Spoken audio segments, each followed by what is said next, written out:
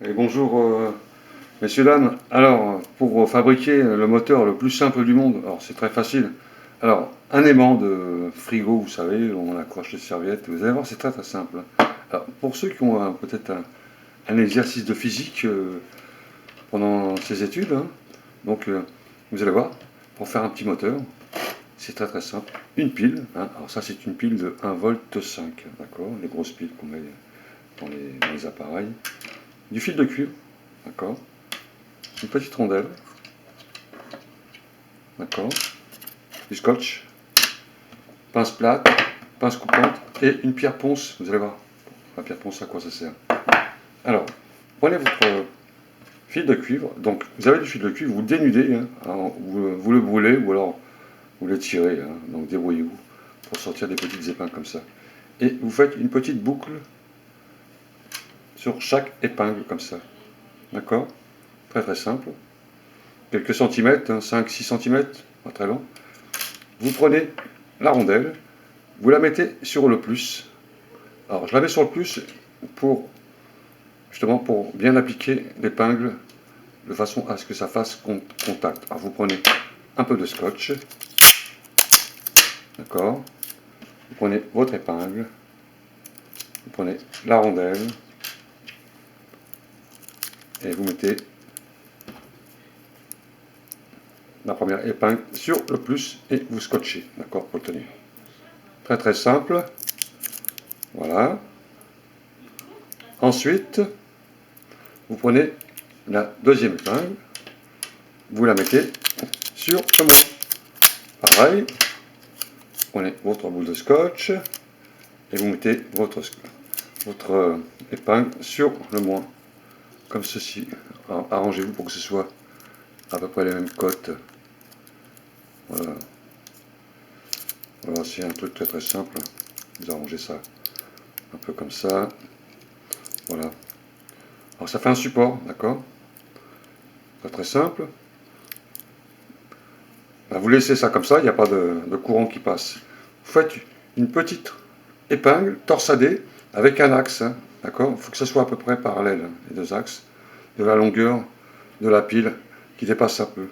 Vous la mettez à l'intérieur comme ceci, tout simplement. Alors donc les petites épingles elles sont fermées. Maintenant on va prendre l'aimant et on va faire tourner le moteur. Donc vous mettez votre petite épingle comme ça et vous faites tourner le moteur.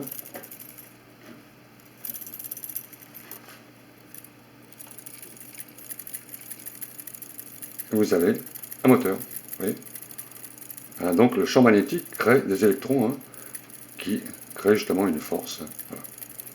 C'est l'aimant, hein, qui sert à faire le petit moteur. Vous voyez, très très simple. Le moteur le plus simple du monde. Alors ça c'est un moteur.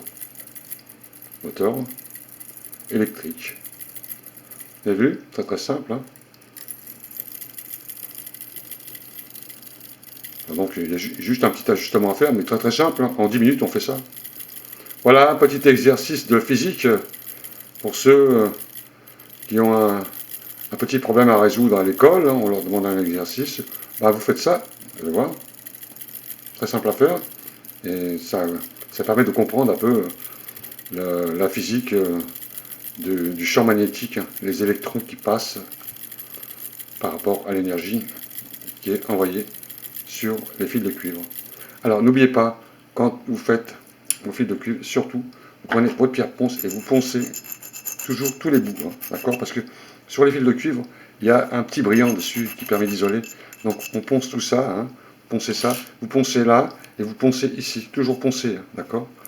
Pour que la conductivité de l'électricité passe correctement, tout simplement.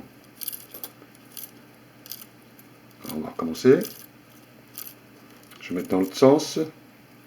Voilà, il faut que ça soit bien équilibré, hein, pour que ça tourne, d'ailleurs c'est normal. Voilà, il est un peu tordu là. On va remettre là comme ça.